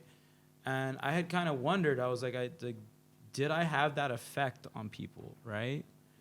And then I did my last show yesterday, and then just to see just like a crowd of people that I know and that I love, and then afterwards people are hugging me and people are crying.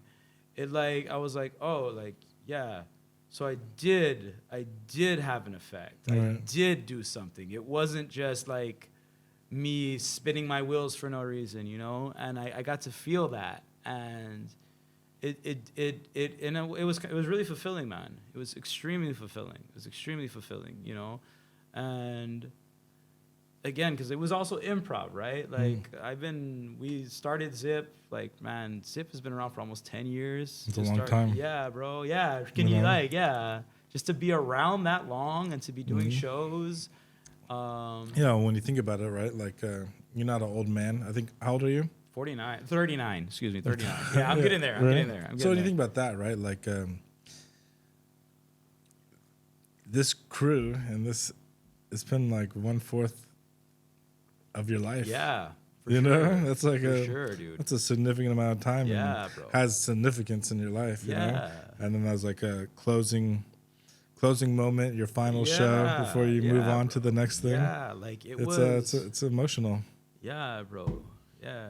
Dude, I'm a little bit sad to see you go. Yeah, brother. But bro, you've always been like, again, like I've already said it a few times, but you have always been like the shadow influence in my life. You know? Like, again, like I do a bunch of shit at, you know, the boat party, the boat Halloween party. Then Mambo was huge for me for a long time. Yeah, Mambo was the spot, you know. And then like Now I get to hang out with the warlock at the end. Now you can leave. Right. Or like the curtain has been pulled. You know, like, you got welcome. permission. This is what I've been doing, you know? So it's just like, it's cool, bro. It's really cool. And I'm excited. I'm excited that because I never knew that like writing was something that you're into, and you know, being in the book industry for so long, it's exciting to see someone getting into that world. You know, as a writer, it's hard. Yeah, you know, it's I scary. know it's gonna be, it's bro. hard, but I'm aware. I think you have already ahead of the game. You know, like I appreciate you. I hope so. God damn. yeah, I think you already understand about the marketing, and I think there's a lot of like creative stuff you can do to promote the book. Yeah, like and create understand content that. online. Yeah, So for you sure. kind of have that grasp. You already have, you know, chops with, you know, editing, special effects, recording, visuals. Yeah, you know. yeah, So like yeah. that's a huge bonus. You know, especially like if we're going into the fantasy genre. Yeah, fantasy genre. Which is exciting. It's a cool genre. Yeah, like I you feel know? like what I'm doing is like a niche of a niche because like who wants to read a story about freaking ogres, you know? Like just it I feel like it's such like a random story, but at the same time like dude, I've loved the process. Like honestly, like Dragon Ball Z was I think like probably the biggest influence for me on this story. And I was just like, I just want to create these just wildly powerful beings. And I just want to release them onto our world to see what would happen. See what kind of destruction see what kind of destruction they would rot, you know? And then like... It's very like Cthulhu. Yeah. Hey, I've never thought about it like that. Yeah. Because Cthulhu is like, and all the beings of that world are like super... Yeah, I've never thought about it like that. Super powerful. It is like a more powerful than Cthulhu-esque. any human can fucking deal with. Yeah. Well, so like, so going into the later books, like actually, so the Earth itself, like, okay, so actually, I probably don't want to say this much because then one day, you know, if it does take off, you're gonna be like, oh, hey, there's this Shady Monkey interview where he tells you exactly what happens, right? But spoiler. So you know, I know what happens. Gonna ruin it for everybody. Right? yeah. The warlock's back. Right. Back in your life, bitch. Little did you know the sinister forces are at work. But humanity does kind of like have its counters to these, you know, like there are like, and dude, it's like mostly multifaceted, right? Like so like actually my goal with this story was like at the beginning I really just wanted to like, because the U.S. military industrial complex bothers me a bit. You know, I'm not gonna lie. Like as a human being, it bothers me. For sure. Yeah, because it's just like. It's the reason why I don't vote. Yeah, bro. Because it like even.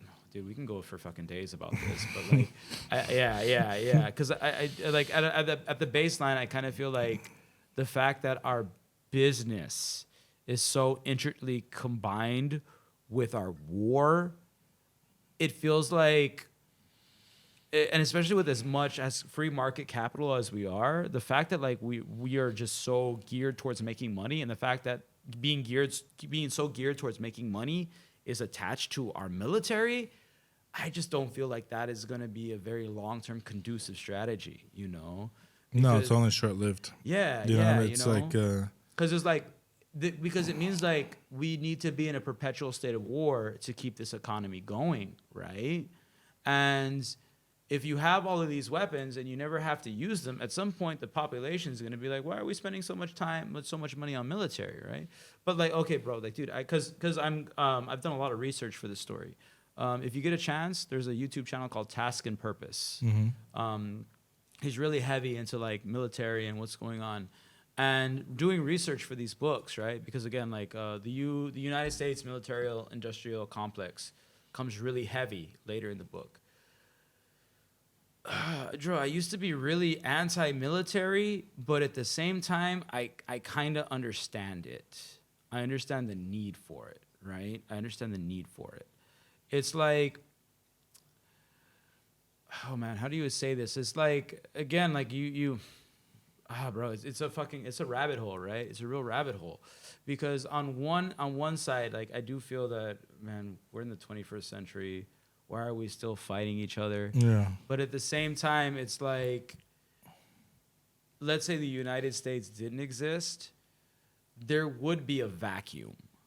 And then, because like we're freaking monkeys sitting in trees throwing sticks at each other, and we've just become more advanced monkeys with better sticks, still doing the same thing, right? We're still doing the same thing. Heat-seeking sticks. Yeah, it's just that heat-seeking sticks now, right?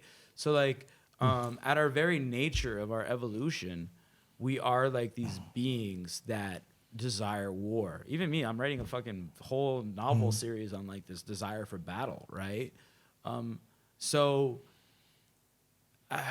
Like it's also like, what ideology do you want to be in power? Because the person, like, yeah, we're at a point now where like, yeah, money rules everything, but like at the same time, if things fall to pieces, the person with the strongest military is going to be the one that comes out on top, right? So, and I think like as humans, because we've lived in such like we've lived in a pretty good period of peace, at least like as an American. Like I can't lie. Like at least as me. Yeah, I mean like we have as right. Yeah, as as Americans, but everybody have, else, yeah, but a yeah, lot of people totally get that. Yeah, 100%. They're fucking born in war zones. Yeah, and the fact that like we definitely as Americans, it's like it's a small bubble. We've lived in a comfortable pond, And strategically, America, there's no other country like it, because we have 2 oceans. We have a very small landmass, like Europe. Like the reason Europe has been at war so long is because they're all connected, right? Yeah. But America, we've had this kind of interesting situation where like we've got nobody next to us, except for Mexico. We got retarded older brother on top of us. Yeah. You know, and then Canada doesn't want to fight nobody, right? So like, in a very interesting way, we are kind of like in this perfect, nobody can really mess with us. Like even if somebody launches a missile, we have quite a bit of time to kind of like see that stuff coming, right? So we are in this very like interesting situation right now. But do I think that like war is good and that what we're doing is good? No, not in the least. I think it's terrible. But at the same time, like I can't say I can say this, like the track of humanity and our history, we've always been fighting each other, man. Since the beginning of time, yeah. Since the beginning of time, we've always been fighting each other, and like I know there's a lot of money wrapped up in it, in the American military industrial complex. I know it's an unpopular opinion. It really is an unpopular opinion. But I do feel like there is some good that we are trying to do with this. I know we cause wars, and I know we cause destructions. I know, but I don't think like, again, because everybody wants to demonize us right now, right? Everybody wants to like, fuck Americans. Yeah, we're fucking these monsters that are destroying everything. But like, it's like, I don't necessarily think that's who we are as a people, and I don't think we're intentionally going into these situations to fuck everything up. I think we do genuinely have good reasons for doing the things that we do, but at the same time, I think it's just terribly executed. All we know is how to kill shit. We don't know how to like foster growth. You know what I mean? Like we know how to destroy things. It's a very like this conversation is definitely like like you said it before. You can go for hours talking about it, and it's hard to foster a place where you just killed, right? You know, yeah, it's like, right. Yeah. I don't even think that it's possible. Yeah, you know, like, but it's I just wish, like, you know, as an American citizen, as a citizen of the world, you know, I wish the way that we could foster and help each other is not by killing each other, not by war and killing each other. And I think that I think most modern wars are based on greed and money, and not really on purpose. You know, I will say Iraq was definitely. I think Iran made sense. Iraq was Afghanistan.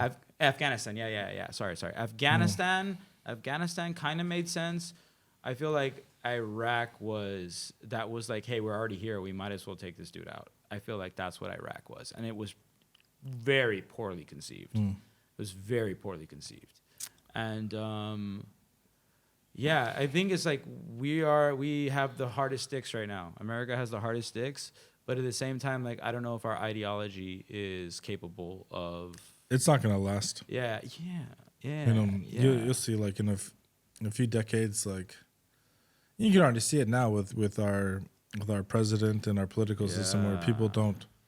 But people we've lost the faith in it. Yeah, we're losing the faith in it. Well, sure. Not even on the American side, on the world side, like, Yeah, the image has been tarnished. People don't give a fuck. They don't like I said, I don't want to get into this topic in too much detail, but like Biden just went to the Middle East to try to calm down the situation over there, and a lot of the fucking countries didn't even want to fucking visit with him. Yeah, it's like before it's like when the U.S. show up, everybody's fucking rolling around the red carpet and popping the champagne and pulling out the good caviar. Well, okay, what would you say? What would you say was the turning point? What do you think was the turning point in that? I would say it was Iraq, bro. I think Iraq. I would say it's all of it. Iraq, fucking Afghanistan. I don't think we needed to be in Afghanistan to find one man.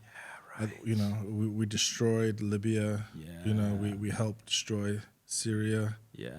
And we destroyed fucking Vietnam. Mm-hmm. I for me personally, like, I don't think that we'll close this particular topic after. Yeah, let's go to something fun. I don't think that the U.S. have been in a noble war since World War II. Right, that was the last time. Yeah, I agree with you. In that particular scenario, like, we were really heroes. Mm-hmm. Yeah, as the last time, like, I would say, like, our armed forces, like, came home heroes, right, and did something very fucking good and positive. Right, yeah. And since then, it's all been downhill. It's all been like political ideological words. I know. It's all politics. I don't know, bro. It's a complicated topic. But I think that it's a complicated. Going topic. Back to what we were talking about before is like the connection of the American or the military industrial complex and the connection to have to the book you're writing. Yeah. I think that's a fucking, because you think about like fantasy, like a Tolkien. Yeah. And I like the little bit that I know about your story. Mm-hmm. It's kind of it's really cool. It's like it's taking like fantasy elements and putting it into like real world context, modern times. And I think that your story arc, if I understand, starts in the fantasy world, and ends somewhere else, which is it's a very cool twist. So and I'm very excited about knowing you for many years and not knowing about this side of you that you're into writing and stuff like that, and you're finally going off back to the West. Back to the West. Cheers, brother. Yeah, I'm headed back. I'm headed back home, Mm-hmm. And knowing that this is going to be, I guess, your focus. Yeah, I definitely have to get a job. You definitely got to pay the bills. Yeah, I got to get a slave for a while, but I think I think it's gonna be a 5 year. Like, I think in 5 years. I think that's realistic. I know what it is, and I know what it's gonna take to get there. But what I'm really looking forward to is once it's done, I'm free. Like, I'm mobile. I can. Well, I mean, that's the fucking beauty of, like, when you create your own business or you create your own content, and you can reach a point where. You can sustain yourself. That's with the dream. Like, you do earn money, doing whatever the fuck you want. And that's a privilege that most people will never have. Yeah. And okay, it's a luxury. I would challenge that statement. I think it's a privilege that most people are afraid to go after. That's what I think. Yeah, but it's okay. So it's not really a challenge of the statement. When I say it's a privilege that most people will never have, right? Right. I'm with you. Well, that's the truth, Right. you know. Yeah, I see what you mean. I got you. But yes, got you. most people are afraid to do that. Yeah. You know, yeah, and yeah. most people are very. They find comfort in their 9 to 5 and their grind, and you know. Like, man, and honestly, like, it kind of like that statement itself reminds me of this one guy I worked with for ages, and he was super bitter. He's an English teacher in China. Yeah, I know he didn't want to be an English teacher in China, right? You can just see it by talking to him, right? And I got a situation where, like, I had got close to the boss, and he wanted this promotion, but, like, I had went on this trip, and then I got the promotion, and the boss loved me, and then I became whatever. And I could see he was just like, that was supposed to be my promotion, and that was supposed to be my validation. And in my mind, I looked at him, and I was just like, bro, you're holding on to such a little thing. Right. It's such a small thing, you know? It's such a small thing. And you could tell, like, it meant so much to him as a human being, right? But it was just like, and, you know, like, you talk to him about, like, what are your ambitions? Like, what are your bigger goals? None. That was it. Yeah, none. Like, that promotion was his fucking ambition. that was his big dream, you know? So, like, in some ways, like, dude, I talk to so many people, like, because one thing that I like, because again, you know me, I like to make people happy, and generally I try to make people's lives better. That's like, whenever I meet a new person, I thought it's like, okay, what's something wrong with this person's life, and then how can I help them make it better? It's just, it sounds fucking pretentious, but, like, that's honestly how I try to interact with people, right? And I talk to so many people, and I ask them, like, what's your dream? Dude, it's incredible how many people are just like, no, I don't have a dream. I don't have like, I don't know what I'm not seeing anything farther than what I'm doing currently, right? And I feel like if you're not chasing a dream, like, what the fuck is the point, man? Like, why are you here? You know, you're like, I think honestly, like, in a lot of ways, that's why there's so much unhappiness in the world right now. For sure. Yeah, you know, because, like, nobody has goals or ambitions anymore. You know, I know, dude. Again, I feel like I'm fucking pretentious as fuck to say this kind of shit, right? It feels really pretentious, right? But yeah, dude. Like, again, because I'm a real social person. I like to talk to people, right? But I do really feel like in the world today, there is a general feeling of dissatisfaction in life. And I think that dissatisfaction would be solved. It's just like, dude, just go chase something.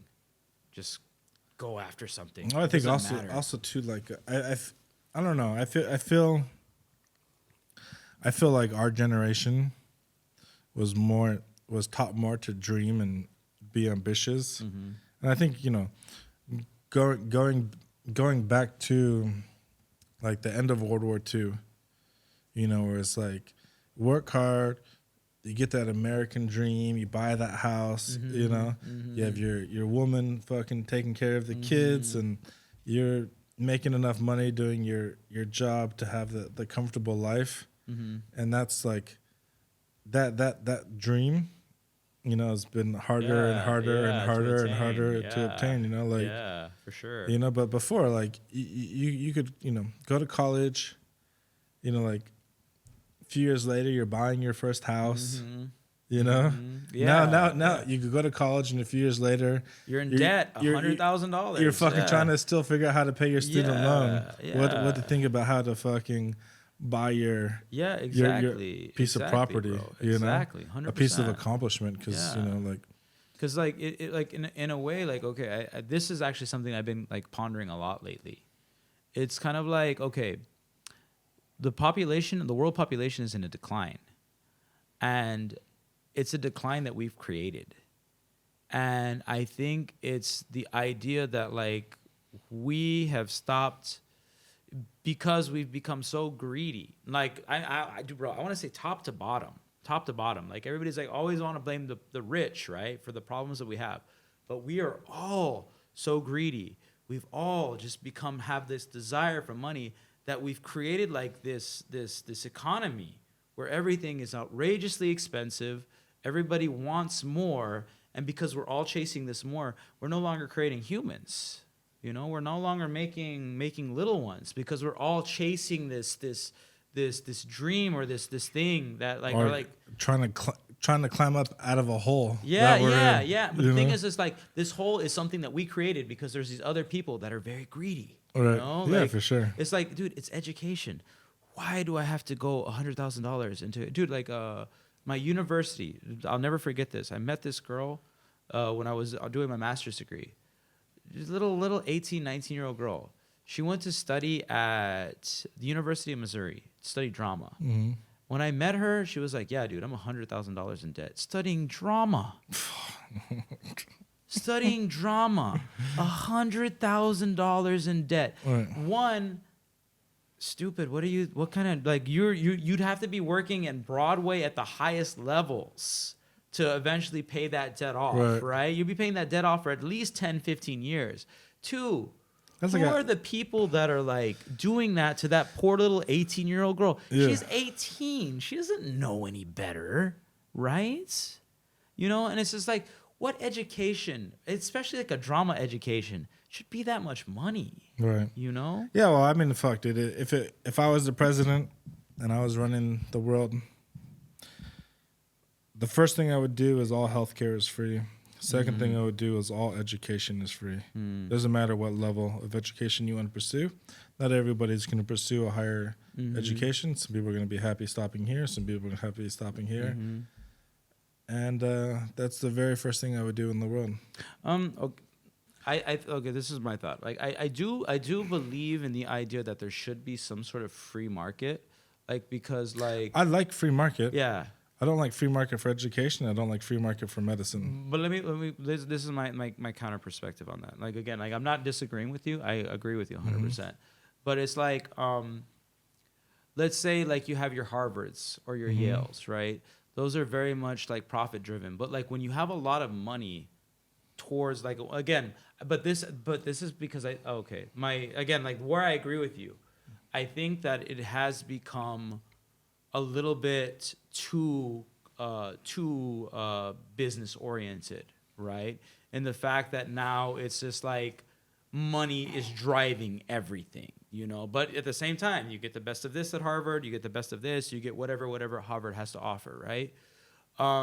But I think if you go to the opposite spectrum of that, I think then you're also gonna lose like the ambition of people, because like if people don't have to work for something, we get a little bit lazy. I don't necessarily. I think that the human spirit, you're always going to find people that are ambitious, and you're always going to find people that are lazy.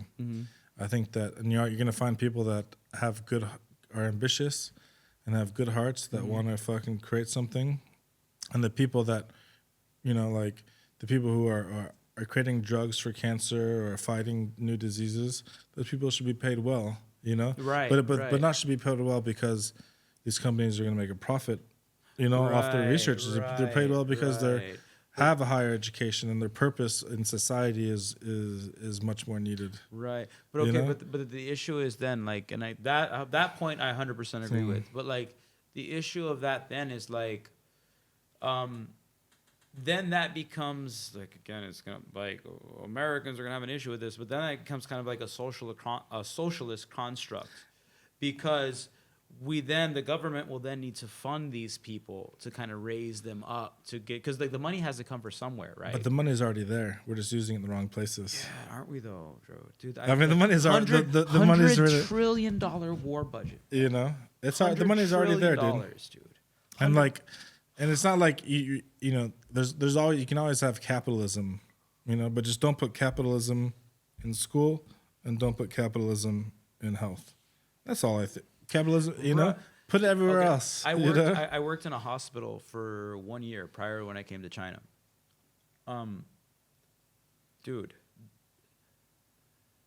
in a lot of ways, like, okay, my work there, like, I would feel it was extremely satisfying because I'm helping people, right? But, like, one thing that really, really bothered me about working in the healthcare industry was, like, I saw the bill of, like, this one person that was at the hospital. Dude, a school lunch, like, we're talking a little bit of Jell-O, we're talking a freaking white bread sandwich. Peanut butter and we're jelly. talking that shit, $50 a meal.